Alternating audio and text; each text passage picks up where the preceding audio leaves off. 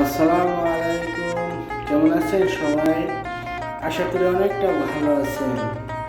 আমিও আলহামদুলিল্লাহ অনেকটা ভালো আছি। আজকে আপনারা দেখতে পাচ্ছেন সৌদি আরবে আমরা কিভাবে দরজা তৈরির কাজ করি। এখন এগুলোতে আঠা দিয়ে নিচে একবার আঠা দেওয়া হয়েছে। এই আঠার মাধ্যমে আমাদের দরজাগুলো মূলত তৈরি হয়। এখন আবার পুনরায় ভিতরে সম্পূর্ণ বোর্ড কিংবা কাঠ বিছানোর পর আবার আঠা দিতে আছে। এই আঠা দেওয়া হয়ে গেলে সুন্দর করে চারপাশে আঠা দিতে হবে। দেখতে পাচ্ছেন দরজার মাপ অনুযায়ী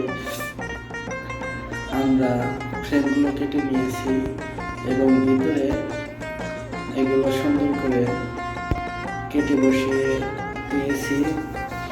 এখন উপরে আবার পুনরায় আঠা দেওয়া হচ্ছে।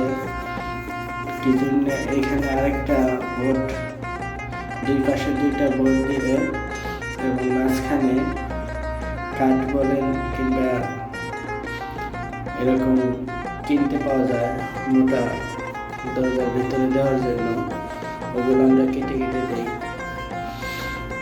এখন আঠা দেওয়া শেষ। এখন উপরে দেখতে পাচ্ছেন উপরে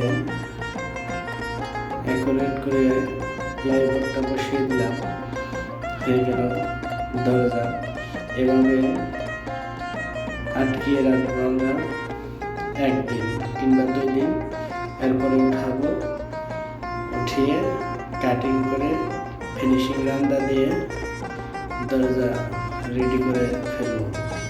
তো এরকম অনেক ভিডিও আসবে আমার চ্যানেলে, সবাই দেখতে থাকুন, ভালো থাকুন, আল্লাহ হাফেজ।